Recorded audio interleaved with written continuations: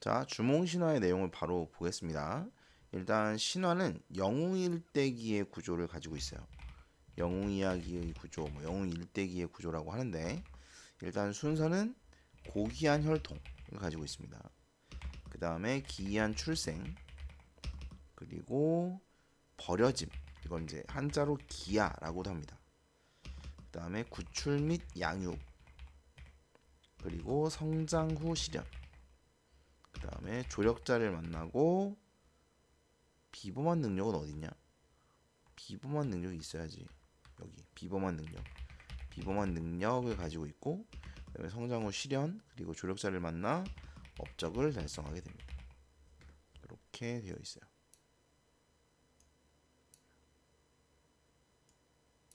네, 이렇게.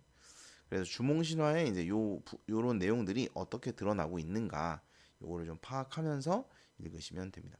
사실 뭐 엄청난 내용은 없고 요 구조만 잘 이해하시면 되는 그런 글이에요. 일단 건국신화고 건국신화이기 때문에 건국행위의 신성성을 부여. 이거 신성하다. 어떻게 신성성을 부여하냐면 역시 그것도 요거랑 관련이 돼 있어요. 요거 관련된 내용들을 통해서 신성성을 부여하게 됩니다. 자, 앞부분의 줄거리. 부여왕 헤브르는 이게 지금 이제 부여왕과 관련된 부여의 건국 신화를 제시를 해놨는데 이것이 부여를 뛰어넘는 주몽의 영웅성을 부각하기 위해서다라고 해석을 하고 있어요. 지금 이 출판사 자습서에서는 이렇게 해석을 하고 있어요. 그래서 부여왕 헤브르는 부여 건국 신화를 제시하고 있다는 거. 산천에 제사하여 고년의 돌 아래에서 아들 금화를 얻었다. 부여왕은 정승 아람부를 꿈에 나타난 천재의 말에 따라 도읍을 옮겨 나라 이름을 동부여라고 하였는데 예전 도읍에는 신작 3년에 신작이라는 것은 그 연호라고 합니다. 그러니까 예를 들어서 뭐 내가 왕이 됐어, 황제가 됐어요. 그러면 올해부터 연호를 바꾼다. 종인 1년으로 바꿀 거야. 그럼 올해가 종인 1년, 내년이 종인 2년, 그다음에 종인 3년 이렇게 가는 거예요. 그러면 내가 이제 연호를 짓는 거죠. 이걸 연호라고 합니다. 그래서 올해부터 종인 1년이다. 이렇게 정하는 겁니다.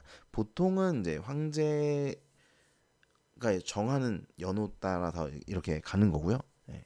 뭐 이름으로 하지는 않아요. 꼭 이름으로 하진 않는데 어쨌든 정하는 데 따라서 달라집니다. 어쨌든 이제 신작이라는 연호가 있었던 거고 별로 중요한 건 아닙니다. 신작 3년에 천재의 아들 해모수가 내려왔다. 자, 해모수가 내려왔다. 이게 중요한데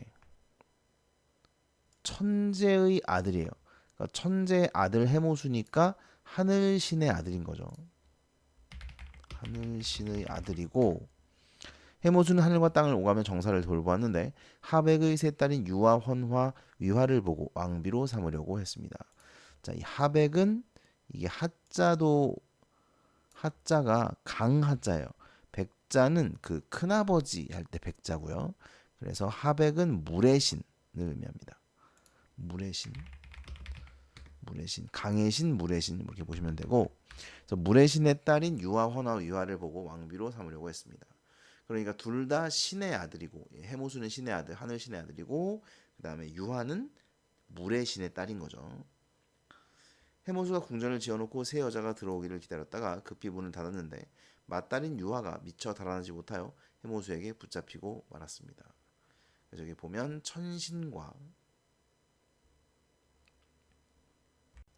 천신과 수신의 결합이다 이렇게 돼 있죠. 그래서 하늘신과 물의 신의 결합을 드러내고 있습니다. 고귀한 혈통임을 드러내어 민족적 자부심을 고취하고 있다. 해모수는 용거를 타고 수레입니다. 용이 끄는 수레 타고 하백나라에 이르러 유하와의 혼인을 요청합니다. 해모수와의 변신술에서 패한 하백은 혼인을 허락하지만 해모수는 유하를 홀로 두고 떠납니다. 뭐야? 미친 사람인가? 이에 하백은 크게 놓아요. 유하의 입을 길게 늘인 후 우발수로 추방합니다. 아니 잘못한 거는 해모수인데 왜 유하를 추방하냐? 밑에 보면 나와요. 네가 아버지의 허락 없이 중매 절차 없이 그 남자를 만나서 이제 가문을 욕되게 했다. 물론 이거는 모르겠어요. 내 생각엔 이거는 나중에 좀 추가된 내용이 아닐까 뭐 이런 생각이 들긴 합니다만 어쨌든 왜냐면 이건 유교 사상에 나오는 거거든요. 중매 절차 없이 결합하면 안 되고 이런 거. 어쨌든 그렇습니다. 그리고 유아는 금화왕에게 발견됩니다. 이 금화왕이 아까 아들 누구야? 헤브루의 아들이 금화였죠. 금화왕에게 발견됩니다. 금화왕은 유아가 천재 아들의 비임을 알고 비라는 것은 이제 부인이죠. 해모수의 부인임을 알고 어떻게 알았지? 그녀를 별궁에 두었는데 그 여자의 품 안에 햇빛이 비치더니 그로 인해 임신했다. 와, 햇빛으로 인해 임신한 거예요. 여러분 쉽게 말하면 원래 이제 남녀가 예? 관계를 가져야 임신을 하는 거 아닙니까? 근데 얘는 햇빛을 통해서 임신을 한 거예요.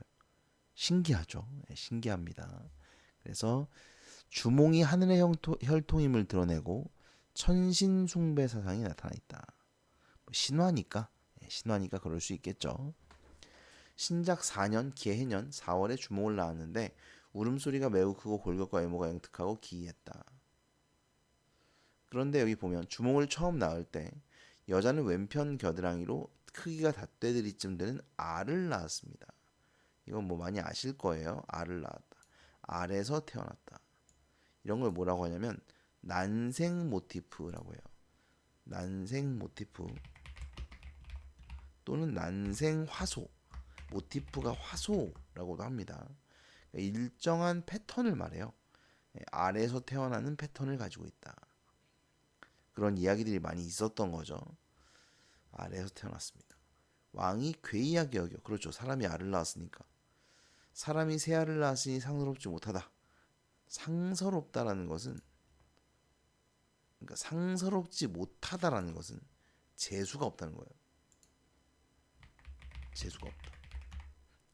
사람을 시켜 이 알을 마목에 가져다 두었으나 말들이 밟지 않았고요. 마목은 이제 마국간 깊은 산에 버렸으나 온갖 짐승이 모두 보호했다. 자, 이거 밑에 나와 있는데 동물들의 보호를 받았다는 것이고 이것은 주몽의 신성성을 드러내는 내용입니다. 이거 꼭 기억하셔야 돼요. 신성성이 드러난다. 그리고 아까 요거 좀 해볼까? 요거 했잖아요. 자, 일단 고귀한 혈통. 왜 고귀해요? 아니, 거기 아니잖아. 수신과 천신의 결합. 그쵸? 아빠는 하늘신의 아들. 그러니까 할아버지는 하늘신이고 외할아버지는 물의 신이죠. 이것보다 고귀한 혈통이 어디 있겠습니까? 그죠? 그 다음에 기이한 출생은 아래에서 태어났죠.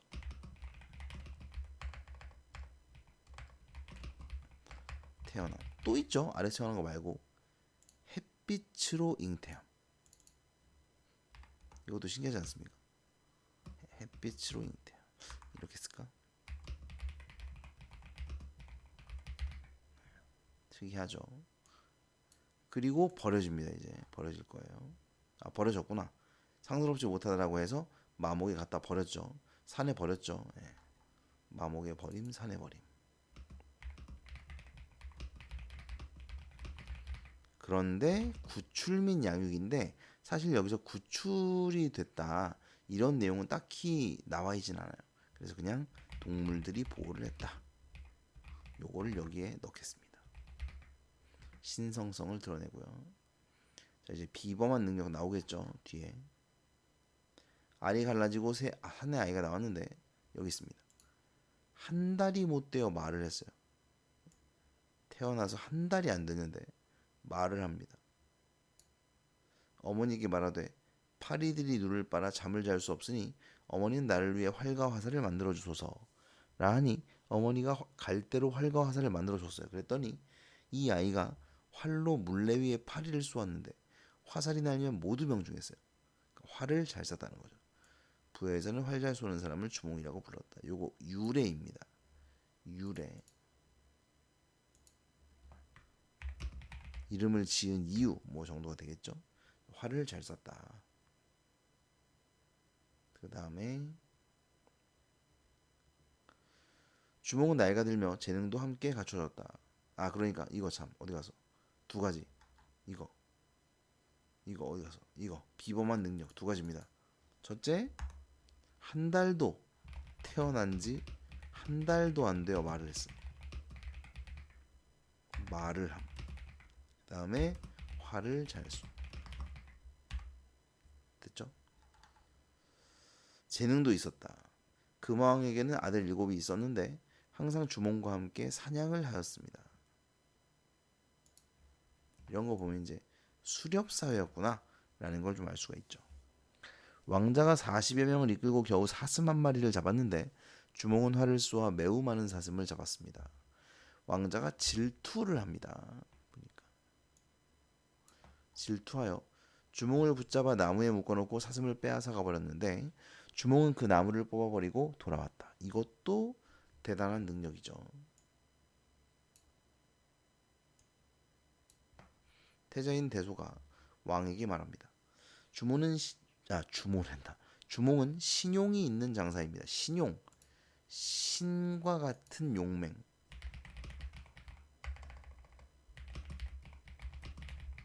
용맹이 있는 장사다. 힘을 쓰는 사람이죠. 범상치 않은 인물이다. 비범하다. 평범하지 않다. 만약 일찍 도모하지 않으면 반드시 후환이 있을 것입니다. 그러니까 이제 후환이 있을 수 있으니 빨리 죽여 없애자. 이런 말인 거죠. 왕은 주몽에게 말을 기르게 하여 그 뜻을 시험코자 했습니다. 주몽은 속으로 한을 품고 어머니에게 말합니다. 나는 천재의 손자인데 남을 위해 말을 기르고 있으니 사는 것이 죽는 것만 못합니다. 차라리 죽는 게 낫겠다는 얘기죠.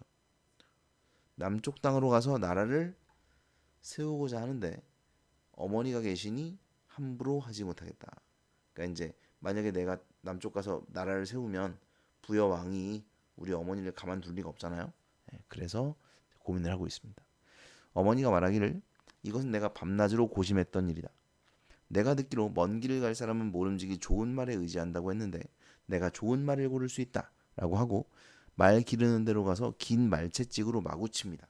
그랬더니 말들이 모두 놀라 달리는데 붉은 말 한 마리가 2길이나 되는 난간을 뛰어넘었습니다. 그러니까 이 말이 훌륭한 말인지 어떻게 알아보는 거예요? 때려서 알아보는 거죠. 그죠? 때려야 돼. 때려야 얘가 훌륭한 말인지 아닌지를 알 수 있다. 이런 얘기죠. 그 다음 어쨌든 그래서 붉은 말 한 마리가 뛰어난 퍼포먼스를 보여줍니다. 주몽이 그 말이 잘 달리는 말임을 알아차리고 몰래 혀뿌리에 바늘을 찔러 놓았습니다. 왜요? 먹지 말라고.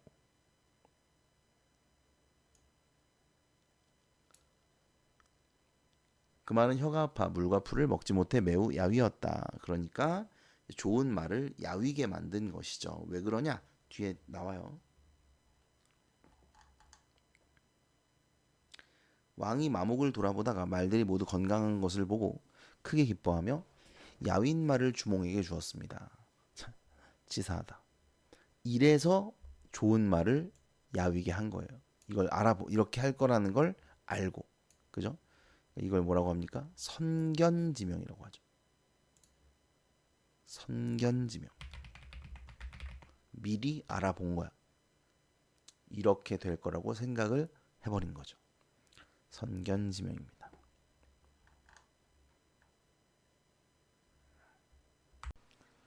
자, 주몽은 말을 얻었고요. 그 바늘을 뽑아 먹을 것을 주었습니다. 주몽은 오이마리 협보 등 세 사람과 함께 남쪽으로 갔어요. 개사수에 이르니 강을 건널 배는 없고 추격하는 병사들이 곧 이를까 두려웠습니다. 이 추격하는 병사들은 이제 그 금왕의 아들 대소가 보낸 병사들이겠죠. 진퇴양난. 나아가지도 물러나지도 못할 상황입니다. 그러니까 위태로운 상황을 의미하죠. 진퇴양난, 진퇴유곡, 사면초가 이런 말들이 있습니다. 비슷한 말. 그래서 위태로운 상황이고 어떻게 하지 못할, 꼼짝달싹 못할 그런 상황이에요. 옴짝달싹. 이에 채찍으로 하늘을 가리키며 탄식합니다. 나는 천재의 손자요 하백의 외손으로 지금 난을 피해 여기에 이르렀나이다. 황천후토는, 자, 황천은 하늘이고요. 후토는 땅이에요. 후토 부인이라는 말 여러분 들어보셨나요? 후토 부인이 이제 땅의 신, 땅의 어머니, 모신이라고 하거든요. 어쨌든 황천우토는 외로운 이 몸을 불쌍히 여기시어 속히 주교를 보내주소서. 주교는 주자는 배주자, 교자는 다리 교자입니다. 그래서 배 다리를 의미하죠. 말을 마치고 활로물을 치니 물고기와 자라가 떠올라 다리를 이루어 주몽이 강을 건널 수 있었다. 물고기와 자라가 다리를 이루었다. 사자성어 뭐라고 하냐면 어별성교라고 해요.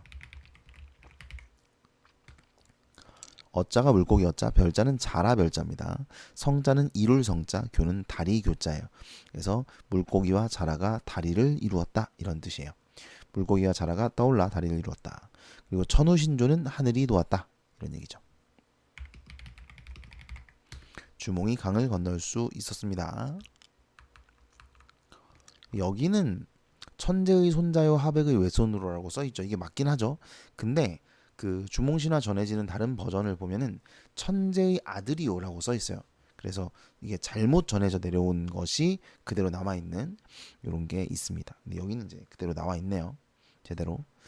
한참 뒤에 추격하는 병사들이 강에 이르렀는데 물고기와 자라가 만든 다리는 곧 사라지고 이미 다리에 올라섰던 자들은 모두 불에 빠져 죽었습니다.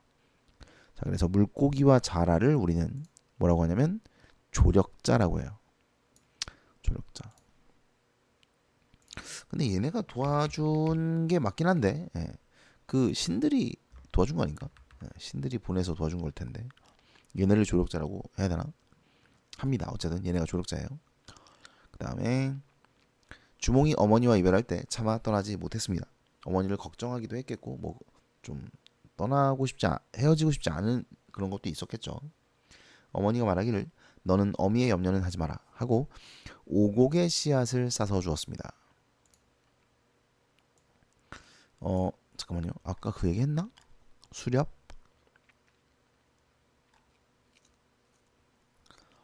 사냥을 했는데 왜 그 줄만 서놨네. 이게 이제 당시에 수렵 사회였음을 알 수 있어요. 수렵을 중시했던 사회였다 이런 걸 알 수 있고요. 여러분 그 다음에 그 말 키우는 거 있죠. 이거 말 키우는 것도 중요한 이유가 얘네가 이제 전쟁 할 때 말을 많이 탔고요. 그 다음에 사냥을 할 때도 말을 많이 탔죠. 그래서 말을 키우는 것 자체가 되게 중요한 능력이었어요. 그래서 이것도 중요하고 그 다음에 이제 오곡의 씨앗을 싸서 주었다라는 것은 그 당시에 농경사회, 농경이 중시되는 사회였다. 그러니까 이제 수렵도 했지만 농경이 굉장히 중시되는 사회였다라는 걸 알 수 있다는 겁니다. 오곡은 5가지의 곡식이죠. 여기 나옵니다. 곡식, 쌀, 보리, 콩, 조, 기장. 주몽은 생이별하는 마음이 간절하여 보리 씨앗을 잃어버리고 말았습니다. 그러니까 정신이 팔려가지고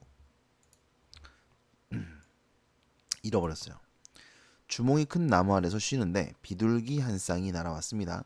주몽은 말하기를 분명히 신모께서, 신모는 신의 어머니인데 여기서는 유아 부인을 뜻해요. 신모께서 보리 씨앗을 보내신 것이다. 그러니까 이제 자기가 보리 씨앗을 잃어버릴 것을 알고 또는 뭐 잃어버린 것을 알고 보리 씨앗을 보내셨구나 확신하고 있죠. 그러면서 활을 쏘아 한 화살에 모두 잡아서 비둘기를 잡았다. 한 쌍이 날아왔는데 화살 하나를 날려서 2마리를 모두 잡은 거예요. 대단하죠. 목구멍을 벌려 보리 씨앗을 꺼내고 나서 비둘기에게 물을 뿜으니 비둘기는 다시 살아나서 날아갔습니다. 주몽의 비범한 능력으로 봅니다. 비둘기를 다시 살렸어요. 아까 2가지 있었죠. 첫 번째는 뭐 말 어릴 때 빨리 한 거, 그 다음에 2번째는 활 잘 쏘는 거 이거였는데 3번째로 비둘기를 살려냈다는 것이죠. 왕은 스스로 띠자리 위에 앉아 임금과 신하의 위계를 대략 정하였다. 나라를 세웠다는 겁니다. 나라를 세우고 그 이제 제도 이런 것들을 갈고 닦았다, 만들었다. 됐죠?